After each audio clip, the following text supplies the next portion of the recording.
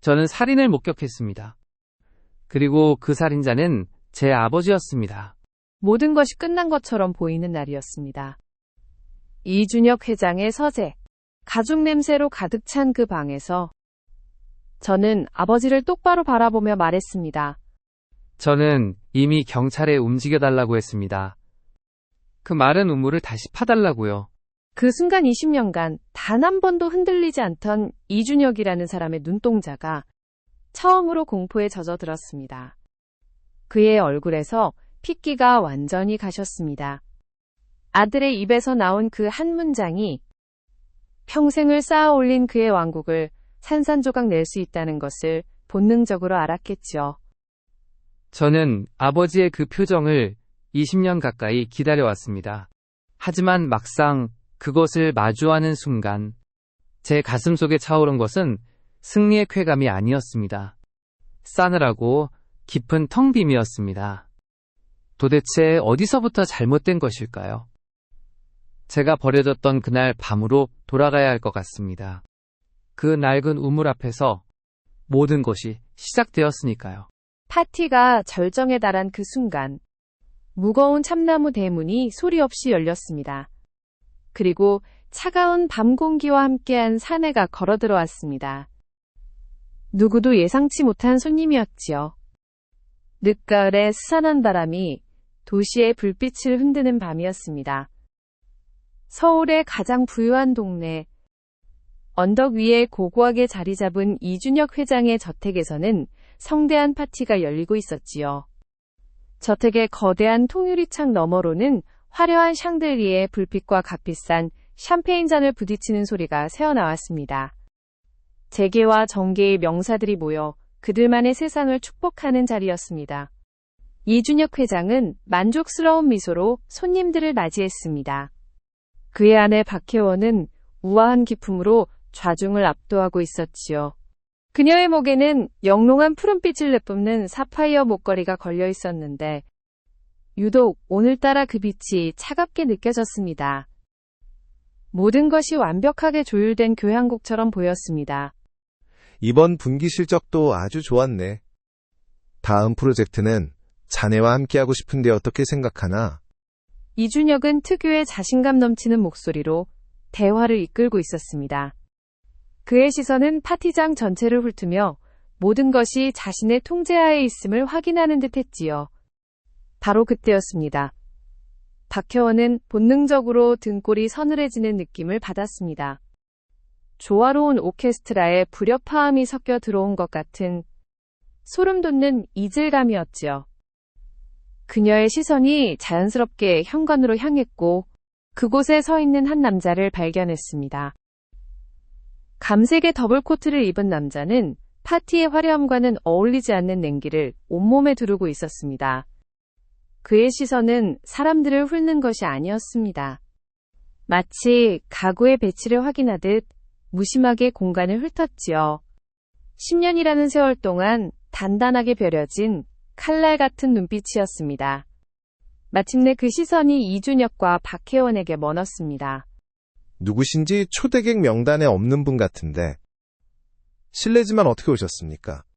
이준혁의 목소리에는 상대를 아래로 내려다보는 특유의 오만함이 섞여 있었습니다. 하지만 남자는 그의 권위에 전혀 주눅들지 않았습니다. 오히려 힘이 한 경멸이 담긴 미소를 입가에 띄웠습니다. 초대 글쎄요. 초대가 필요한 사이였던가요? 아버지. 아버지라는 단어가 파티장의 웅성거림을 칼로 베어내듯 갈랐습니다. 이준혁의 얼굴에서 미소가 순식간에 사라지고 싸늘한 가면이 씌워졌습니다. 박혜원은 자기도 모르게 손으로 입을 막았고 그녀의 눈동자는 지진이라도 만난 듯 격렬하게 흔들렸지요. 그녀의 손이 무의식적으로 목에 걸린 사파이어 목걸이를 움켜쥐었습니다. 그 목걸이에는 그녀가 평생 감추어온 비밀이 담겨 있었으니까요. 다른 사람이란 태훈이니? 정말 네가 기억은 하시는군요. 다행입니다, 어머니. 강태훈의 목소리는 감정 한 점 없이 메말라 있었습니다. 어머니라는 호칭이 아버지라는 단어만큼이나 날카로운 비수가 되어 박혜원의 심장이 박혔습니다. 10년 만에 마주한 아들의 모습은 그녀가 기억하던 작고 여린 소년이 아니었습니다. 자신들을 향한 증오와 경멸로 가득 찬 완전히 낯선 남자였지요. 여긴 네가 있을 곳이 아니다. 당장 나가지 않으면 경비원을 부르겠다. 늘 그런 식이셨죠. 보기 싫은 건 치워버리고, 곤란한 건 덮어버리고. 하지만 오늘은 좀 다를 겁니다. 경비원을 부르기 전에 아버지, 제가 가져온 게 무엇인지 먼저 확인해 보시는 게 좋을 것 같습니다. 그의 코트 안주머니에 무언가가 들어있었습니다. 그것이 무엇인지 이준혁도 박혜원도 아직은 알지 못했습니다. 하지만 박혜원은 느꼈습니다. 그것이 그들의 모든 것을 끝장낼 수 있는 무언가라는 것을. 그것이 20년 전, 그날 밤의 기억과 연결되어 있다는 것을. 파티장의 모든 시선이 이 기묘하고 위태로운 대치 상황에 쏠렸습니다. 10년 만에 나타난 아들은 그들의 완벽한 세계에 균열을 내기 위해 찾아온 것이 분명했습니다. 그의 눈빛은 앞으로 벌어질 모든 것을 이미 알고 있다는 듯 깊고 어둡게 빛나고 있었습니다. 파티는 어색하게 마무리되었습니다. 이준혁은 사업상의 긴급 용무라는 핑계를 대며 손님들을 돌려보냈고 화려했던 저택은 순식간에 텅 빈 무대처럼 삭막한 침묵에 잠겼지요. 깨지지 않은 샴페인 잔과 먹다 남은 음식들만이 방금 전까지의 소란을 증언하고 있었습니다. 이준혁과 박혜원 그리고 강태훈. 세 사람은 무거운 공기가 짓누르는 거실 소파에 마주 앉았습니다. 원하는 게 뭐냐? 돈이 필요한 거라면 말해라. 원하는 액수를 말하면 다시는 우리 눈앞에 나타나지 않는 조건으로 해결해주지. 이준혁의 목소리에는 아들을 향한 일말의 연민도 없었습니다. 귀찮은 문제를 처리하려는 사업가적인 냉정함 뿐이었지요. 그는 시가를 입에 물었지만 불을 붙이지는 않았습니다. 초조함의 다른 표현이었습니다. 강태훈은 그런 아버지를 조용히 관찰하다가 피식 웃었습니다. 돈이라 역시 회장님다운 해결 방식이군요. 10년 전에도 제 손에 5천만 원짜리 수표 한 장을 쥐어주며 떠나라고 하셨죠. 태훈아, 우린 너를 위해서 그런 거야. 그게 너를 위한 최선이었다고. 최선이요? 강태훈이 박혜원의 말을 잘랐습니다. 그는 소파에 깊숙이 몸을 기댄 채 마치 왕좌에 앉은 왕처럼 여유로운 자세로 말을 이었습니다. 제가 살던 곳은 최선과는 거리가 먼 곳이었습니다, 어머니. 보육원의 차가운 마룻바닥과 눅눅한 담요. 누구의 것인지도 모를 옷을 물려 입으며 자랐습니다. 제가 밤마다 두 분을 얼마나 원망했는지 아십니까? 아니, 두 분은 단 한 번이라도 나를 궁금해한 적이 있었습니까? 박혜원의 눈에 눈물이 고였습니다. 하지만 강태훈은 눈물에 흔들리지 않았습니다. 그는 자리에서 일어나 천천히 거실을 걷기 시작했습니다. 값비싼 가구들 수십억 원을 호가하는 그림들. 그 모든 것들을 박물관 유물 감상하듯 뜯어보았지요. 그의 손가락이 먼지 하나 없이 닦인 그랜드 피아노의 건반에 가볍게 스쳤습니다. 이 모든 것이 어떻게 만들어졌는지 궁금합니다. 그 기반에 무엇이 있는지 말입니다. 제가 버려져야만 했던 진짜 이유. 그의 발걸음이 벽난로 앞에서 멈췄습니다. 벽난로 위에는 세 사람이 함께 찍은 빛이 바랜 낡은 가족사진이 놓여 있었습니다. 사진 속 어린아이는 해맑게 웃고 있었지만 부모의 미소는 어딘지 부자연스러웠습니다. 우리가 널 버린 게 아니야. 그저 잠시 떨어져 있는 게 모두에게 좋다고 생각했어. 넌 그때 너무 예민하고 감당하기 힘든 아이였잖니. 감당하기 힘든 아이, 네, 그랬었죠. 너무 많은 것을 보고 너무 많은 것을 들어버렸으니까요. 이준혁의 동공이 순간적으로 흔들렸습니다. 너무 많은 것을 봤다는 말. 그것은 단순한 불만이 아니었습니다. 그것은 분명한 선전포고였지요. 전 돈을 원하지 않습니다. 두 분이 쌓아올린 이 금박을 입힌 세 장이 얼마나 위태로운 기반 위에 서 있는지 확인시켜주러 온 것뿐입니다. 그리고 그는 품 안에 손을 넣었습니다. 무언가를 꺼내려는 듯이. 하지만 이준혁이 벌떡 일어섰고 그 순간 강태우는 멈추고 미소만 지었습니다. 오늘은 이것으로 충분합니다. 정원 이야기는 내일 하죠. 정원? 이준혁의 이마에 식은땀이 맺혔습니다. 이 아이가 정원에서 무엇을 보았다는 것인지, 아니면 무엇을 알고 있다는 것인지. 그날 밤 이후 저택은 보이지 않는 전쟁터가 되었습니다. 강태우는 떠나지 않고 2층 게스트룸을 제멋대로 차지했습니다. 이준혁은 아들을 쫓아내려 했지만 강태훈이 나지막이 경고했지요. 제가 쫓겨나는 순간 재미있는 이야기들이 세상 밖으로 새어나가기 시작할 겁니다. 세 사람은 한 지붕 아래 살게 되었지만 서로를 유령처럼 대했습니다.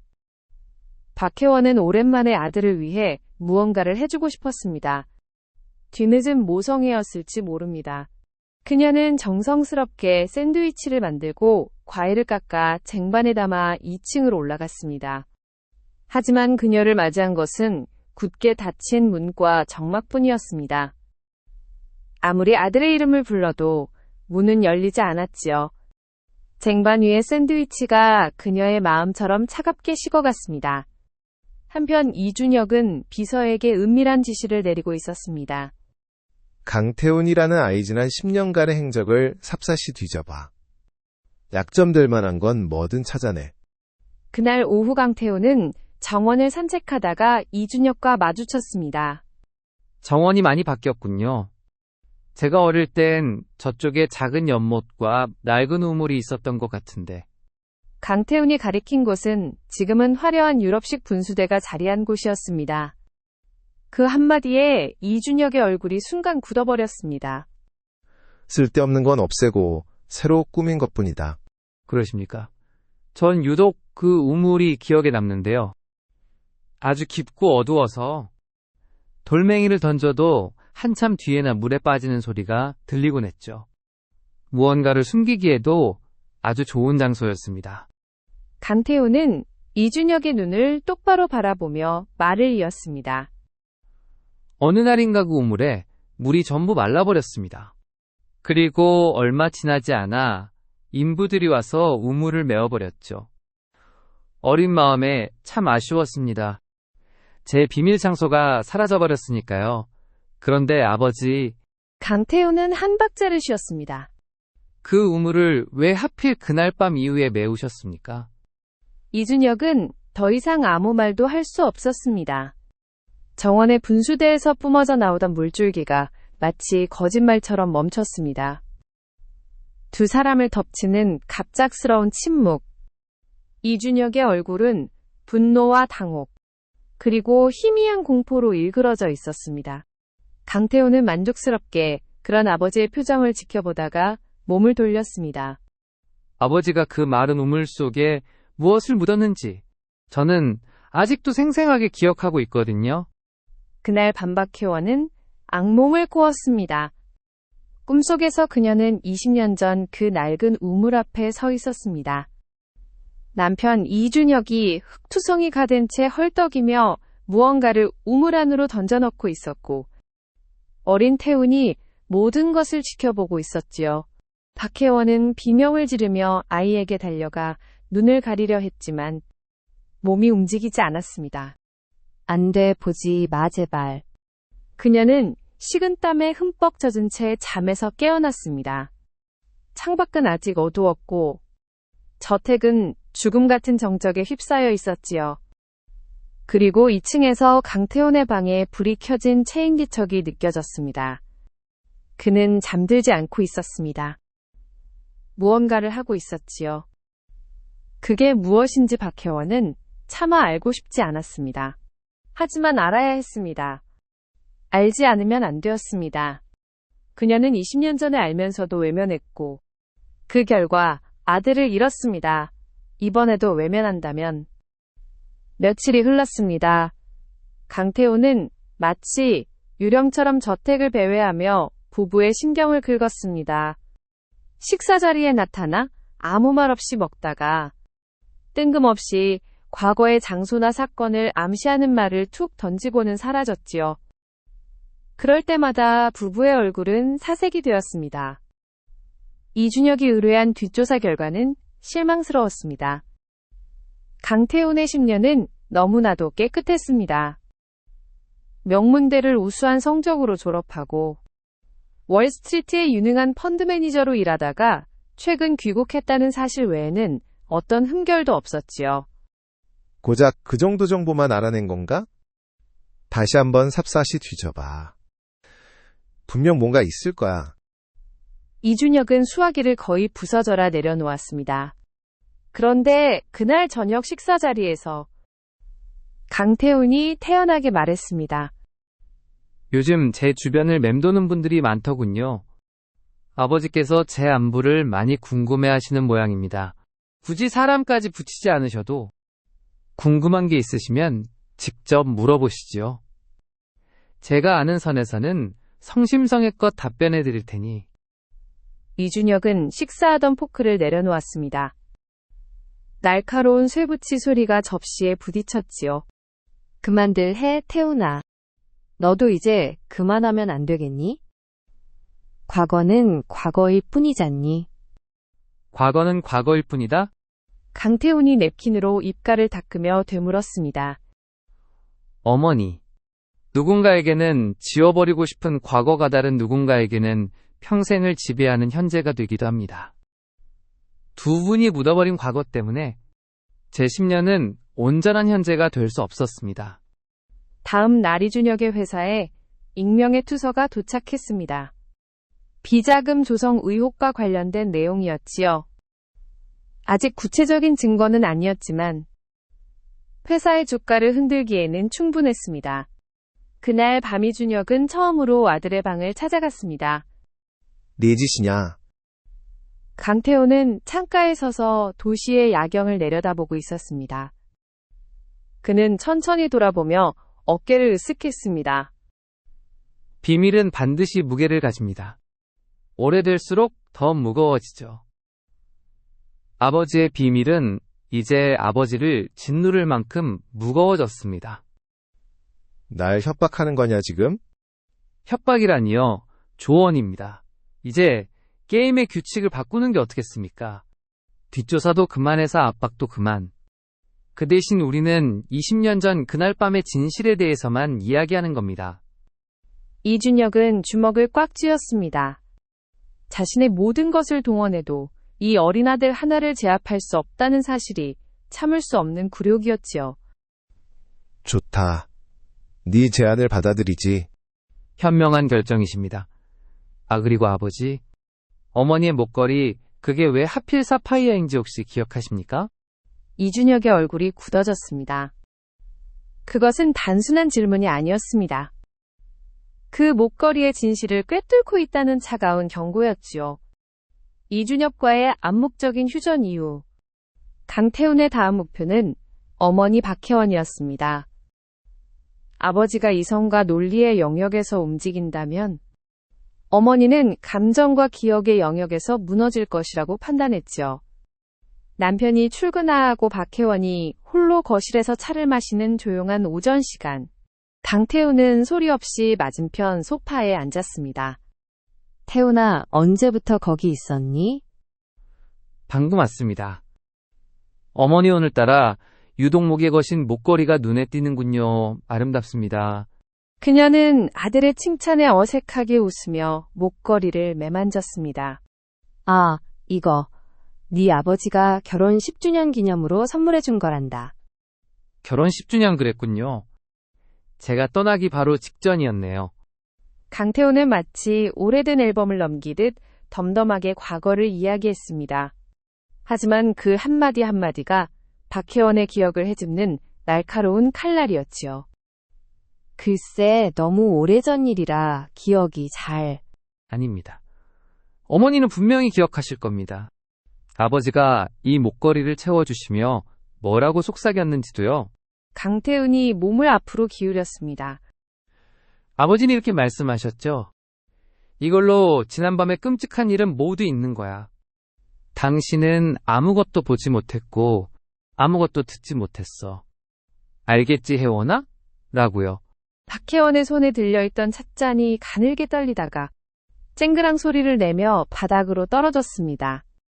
뜨거운 차가 카펫 위로 쏟아졌지만 그녀는 그것을 신경 쓸 겨를이 없었습니다. 네가 그걸 어떻게? 제가 어떻게 아냐고요? 그날 밤저는 잠들지 못했습니다. 두 분이 별채에서 다투는 소리를 들었거든요. 그래서 몰래 2층 난간에서 아래를 내려다보고 있었죠. 모든 것을 보고 모든 것을 들었습니다. 진실이 드러나는 순간이었습니다. 사파이어 목걸이는 사랑의 증표가 아니었습니다. 그것은 침묵의 대가로 주어진 차가운 족쇄였던 것입니다. 아니야. 그건 그냥 네 아버지가 나를 위로해 주려고. 위로요. 강태훈의 목소리가 얼음장처럼 차가워졌습니다. 시끄러운 소리를 내는 증인을 보석으로 입막음하는 걸 이 집에서는 위로라고 부릅니까? 어머니 제발 더 이상 스스로를 속이지 마십시오. 어머니는 피해자가 아닙니다. 어머니는 방관자였고 공모자였어요. 박혜원은 소파에 주저앉아 흐느꼈습니다. 20년간 애써 외면하고 부정해왔던 진실이 아들의 입을 통해 생생한 현실이 되어 그녀를 덮쳤습니다. 아버지는 살인을 저질렀고 어머니는 그 진실을 외면하는 대가로 저 목걸이를 받았습니다. 그리고 저는 그 모든 것을 목격했다는 죄로 두 분께 버려졌습니다. 제가 틀렸습니까? 박혜원은 아무 대답도 하지 못했습니다. 미안하다. 태훈아, 엄마가 정말 미안하다. 사과는 필요 없다고 말씀드렸습니다. 강태훈은 냉정하게 돌아섰습니다. 어머니의 울음소리가 등 뒤로 멀어졌지만 그의 발걸음은 단 한 번도 흔들리지 않았습니다. 이제 어머니의 차례는 끝났습니다. 남은 건 아버지뿐이군요. 그는 거실을 걸어 나오며 손을 내려다보았습니다. 미세하게 떨리고 있었지요. 어머니를 무너뜨리는 것은 그에게도 결코 쉬운 일이 아니었습니다. 하지만 그는 멈출 수 없었습니다. 아직 가장 중요한 것, 결정적인 증거 하나가 남아 있었으니까요. 그의 손목에서 시간을 가리키고 있는 낡은 회중시계가 다음 차례를 기다리고 있었습니다. 박혜원은 그날 이후로 완전히 무너져 내렸습니다. 방 밖으로 나오지 않았고 식사도 거른 채 침대에 누워 지냈지요. 이준혁은 그런 아내의 모습에 분노했지만 한편으로는 극심한 불안감에 휩싸였습니다. 아들의 칼날이 이제 온전히 자신만을 향하고 있다는 것을 직감했기 때문이죠. 이준혁은 강태훈을 서재로 불렀습니다. 최후의 단판을 짓기 위해서였습니다. 앉아라. 거대한 마호가니 책상과 무거운 가죽 냄새로 가득 찬 서재. 모든 것이 권위와 위엄을 과시하고 있었지요. 강태훈은 맞은편 의자에 앉았습니다. 마치 체스판을 사이에 두고 마주 앉은 두 플레이어 같았습니다. 네 어머니는 네가 망가뜨렸다. 이제 만족하냐? 제가 망가뜨린 게 아닙니다. 진실이 그랬을 뿐이죠. 그 입 닥쳐라. 원하는 걸 말해. 돈이냐 회사 지분이냐. 이 지긋지긋한 노름 이제 끝내자. 이준혁은 수표책을 꺼내 보였습니다. 하지만 강태훈의 시선은 수표책이 아닌 책상 위에 놓인 낡은 회중시계에 고정되어 있었습니다. 금으로 된 덮개에 섬세한 용 문양이 새겨진 그 시계. 그 시계 할아버지의 유품이라고 하셨죠. 아버지는 중요한 결정을 내릴 때마다 저 시계를 꺼내보시곤 했습니다. 20년 전 그날 밤에도 아버지는 저 시계를 손에 들고 계셨거든요. 그게 지금 이 상황과 무슨 상관이지? 강태훈은 자리에서 일어나 시계를 집어들었습니다. 이준혁이 반사적으로 막으려 했지만 이미 늦었습니다. 그날 반별체에 찾아온 손님이 있었습니다. 아버지의 사업 파트너이면서 뒤로는 아버지의 비리를 캐고 다니며 협박을 일삼던 사람이었죠. 두 사람은 심하게 다투고 결국 아버지는 이성을 잃었습니다. 강태호는 회중시계의 덮개를 열었습니다. 딸깍. 그 소리가 서재의 정적을 깨뜨렸습니다. 그는 시계의 뒷면을 이준혁에게 보여주었습니다. 육안으로는 잘 보이지 않는 아주 깊고 날카로운 흠집 하나. 남자가 쓰러지면서 아버지 손에 들려있던 이 시계를 붙잡았습니다. 그의 손톱이 시계 뒷면에 이런 흉터를 남겼죠. 그리고 아버지는 그를 별채 뒤에 있던 마른 우물로 끌고 갔습니다. 달빛 아래서 시계의 금빛 덮개가 번쩍이던 모습이 아직도 눈에 선합니다. 이준혁의 얼굴에서 핏기가 완전히 가셨습니다. 그는 의자에 뻣뻣하게 굳은 채 아들이 웃는 그날의 진실을 듣고만 있었습니다. 네가 뭘 안다고. 어린애가 뭘 봤다고. 어린 아이였기에 더 선명하게 기억하는 겁니다. 공포는 기억을 지우는 게 아니라 오히려 더 날카롭게 새겨넣으니까요. 전 봤습니다. 아버지가 우물 뚜껑을 열고 그 사람을 안으로 던져넣는 모습을, 그리고 흙과 돌로 우물을 메우던 그 숨 가쁜 모습까지 전부요. 강태호는 회중시계를 책상 위에 내려놓았습니다. 금속이 나무에 부딪히는 소리가 사형 선고처럼 차갑게 울렸지요. 이제 아시겠습니까? 제가 원하는 건 돈이나 지분이 아닙니다. 저는 아버지가 그날의 진실을 직접 마주하고 그 죄에 대한 대가를 치르는 모습을 보고 싶을 뿐입니다. 증거도 없는 소리. 20년 전 이야기로 날 무너뜨릴 수 있을 것 같으냐. 이준혁이 마지막 발악처럼 소리쳤습니다. 그러나 그때였습니다. 서재의 문이 조용히 열렸습니다. 창백한 얼굴에 박혜원이 서 있었습니다. 그녀는 두 남자의 대화를 모두 듣고 있었던 것입니다. 그녀의 눈에서는 눈물이 흘렀지만 그 눈빛은 더 이상 나약하지 않았습니다. 무언가 단단한 결심을 한 사람의 눈빛이었습니다. 증거가 왜 없다고 생각하십니까? 강태훈이 천천히 말했습니다. 제가 바로 증인입니다. 아버지의 아들인 제가 바로 그날의 모든 것을 목격한 유일한 목격자입니다. 그리고 강태훈은 품 안에서 무언가를 꺼냈습니다. 작은 녹음기가 아니었습니다. 그것은 법정 문서처럼 보이는 봉투였습니다. 봉투 위에는 법무법인 직인이 찍혀 있었지요. 아버지, 이것은 단지 시작입니다. 이준혁의 서재 세 사람은 숨막히는 침묵 속에서 서로를 마주보고 있었습니다. 이준혁은 무너져 내리는 자신의 왕국을 실감하며 망연자실한 표정이었고, 박혜원은 눈물을 흘리면서도 어딘가 결연한 눈빛으로 남편을 바라보고 있었지요. 그래서 이제 어쩔 셈이냐. 경찰에 가서 고발이라도 하겠다는 거냐? 20년 전이 증거도 없는 어린애의 증언을 누가 믿어줄 것 같아. 그는 여전히 현실을 부정하며 마지막 오기를 부리고 있었습니다.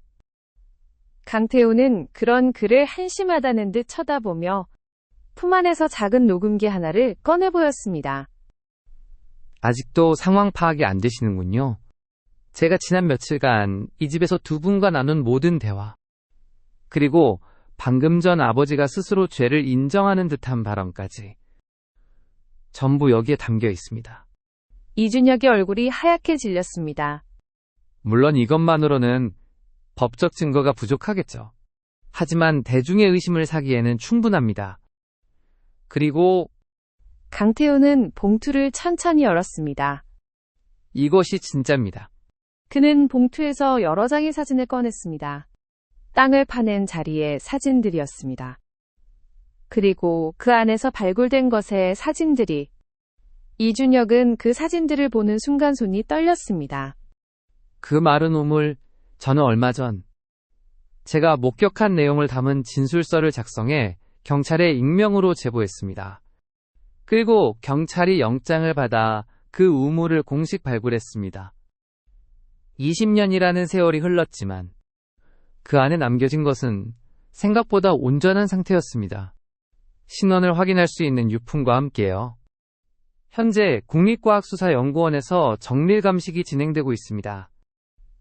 이것이 그의 마지막 카드였습니다. 녹음기는 미끼였을 뿐. 그는 이미 모든 것을 뒤집을 결정적인 증거를 손에 쥐고 있었던 것입니다. 이것이 저의 마지막 경고입니다. 아버지께 24시간을 드리겠습니다. 내일 이 시간까지 직접 경찰에 가서 자수하십시오. 아버지가 저지른 살인, 그 한 가지 죄만으로도 충분합니다. 살인죄에는 공소시효가 없으니까요. 만약 그러지 않는다면 저는 제 변호사를 통해 경찰에 공식 고발장을 제출할 겁니다. 그것뿐입니다. 저는 법이 할 일을 법에게 맡길 생각입니다. 강태훈의 목소리는 차갑고 단호했습니다. 그것은 아들이 아버지에게 내리는 가장 잔인하고도 공정한 최후 통첩이었습니다. 이준혁은 다리에 힘이 풀린 듯 의자에 주저앉았습니다. 네가 어떻게 나한테 이럴 수가 있나? 내가 네 애비인데. 아버지는 나를 아들로 생각한 적이 단 한 번도 없었습니다. 강태훈의 목소리가 처음으로 미세하게 떨렸습니다. 아들을 자신의 죄를 덮기 위한 걸림돌로 여겼을 뿐이죠. 아버지를 아버지로 여기지 않는 아들을 원망하지 마십시오. 아버지가 먼저 나를 버렸으니까. 강태훈은 몸을 돌려 서재를 나섰습니다. 문이 닫히기 직전 그는 한 번 뒤를 돌아보았습니다.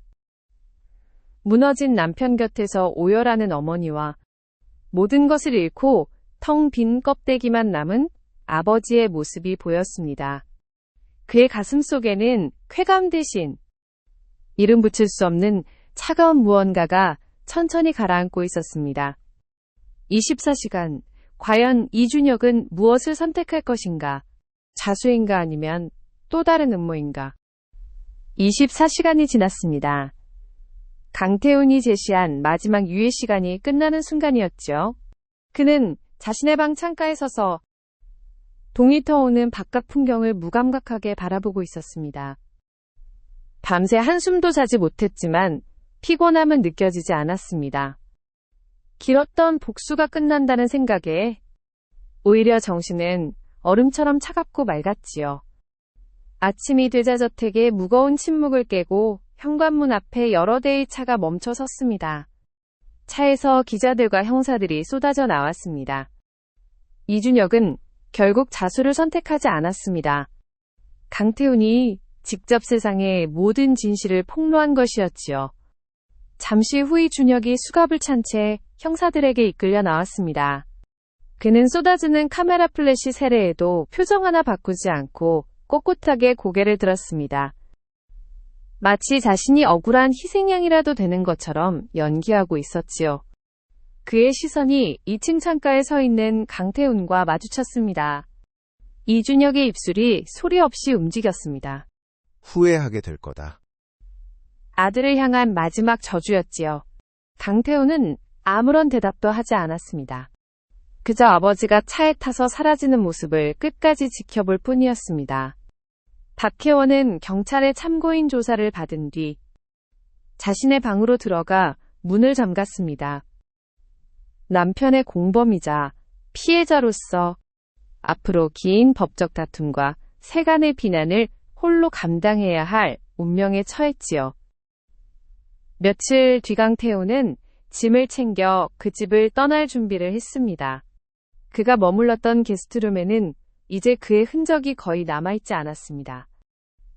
그는 마지막으로 집 안을 한번 둘러보았습니다.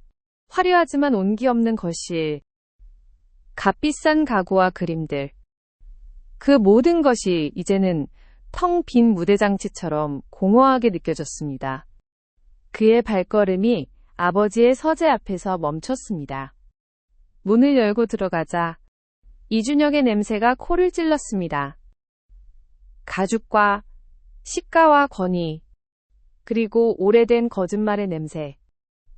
책상 위에는 이준혁이 두고 간 낡은 회종시계가 놓여 있었습니다.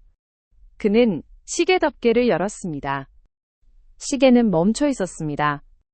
20년 전 그 끔찍한 사건이 벌어졌던 바로 그 시각에 그는 잠시 시계를 바라보다가 조용히 주머니에 넣었습니다. 증오했던 아버지의 유일한 유품을 왜 챙기는지 그 자신도 정확히 알 수 없었습니다. 서재를 나오려던 그의 눈에 벽에 걸린 추상화가 들어왔습니다. 붉은색과 검은색 물감이 뒤엉켜 마치 마르지 않은 피처럼 보이는 그 그림. 그는 그림 앞으로 다가가 캔버스 한쪽 귀퉁이를 가만히 쓸어보았습니다. 그곳에는 아주 희미하게 다른 물감으로 덧칠해진 흔적이 남아있었지요. 어린 시절 그가 이곳에 그려두었던 낙서의 흔적이었습니다. 이 그림은 원래 다른 그림이었습니다. 그가 가장 좋아했던 푸른 숲과 작은 오두막이 그려진 평화로운 풍경화였지요. 하지만 그날의 사건 이후 이준혁은 그 그림 위에 끔찍한 추상화를 덧칠해버렸습니다. 마치 평화로웠던 과거를 지우고 추악한 진실을 덮어버리려는 것처럼. 결국 아무것도 지우지 못했군요. 강태호는 나지막이 으뜨렸습니다. 덧칠된 물감 아래에도 과거의 흔적은 희미하게 남아 있었습니다. 아무리 덮으려 해도 진실은 언젠가 그 모습을 드러내는 법이지요. 그는 더 이상 미련이 없다는 듯 몸을 돌려 서재를 그리고 저택을 빠져나왔습니다. 저택의 대문 앞에 서서 그는 마지막으로 집을 돌아보았습니다. 그때 2층의 한 창문에서 커튼이 살짝 걷혔습니다. 박혜원이었습니다. 차마 아들 앞에 나설 용기가 없어 창문 뒤에 숨어 떠나는 아들의 뒷모습을 지켜보고 있었지요. 두 사람의 시선은 마주치지 않았습니다. 안녕히 계십시오. 그는 짧은 작별 인사를 남기고 뒤도 돌아보지 않은 채 걸어갔습니다. 20년 가까이 그를 지배했던 복수심과 증오는 이제 모두 끝났습니다. 하지만 그의 마음속에 남은 것은 승리의 기쁨이 아니었습니다. 텅 빈 벌판에 홀로 남겨진 듯한 깊은 공허함과 쓸쓸함이었지요. 그는 부모에게 씻을 수 없는 상처를 주었고 그들의 세계를 파괴했습니다. 그러나 그 과정에서 그 자신도 무언가를 영원히 잃어버렸다는 것을 깨달았습니다. 주머니 속의 회중시계가 그의 걸음에 맞춰 조용히 흔들렸습니다. 멈춰있는 시계였지만 언젠가 다시 태엽이 감기는 날이 올 것이었습니다. 그것이 강태훈을 용서로 이끌지 아니면 더 깊은 어둠으로 이끌지는 아직 아무도 알 수 없었습니다. 늦가을의 차가운 바람이 그의 코트 자락을 스치고 지나갔습니다. 마치 아직 끝나지 않은 그의 길고 외로운 여정을 예고하는 것처럼. 비극은 끝났지만 이야기는 아직 끝나지 않았습니다. 텅 빈 방 안에는 지워지지 않는 과거의 메아리만이 오랫동안 울려 퍼지고 있었습니다.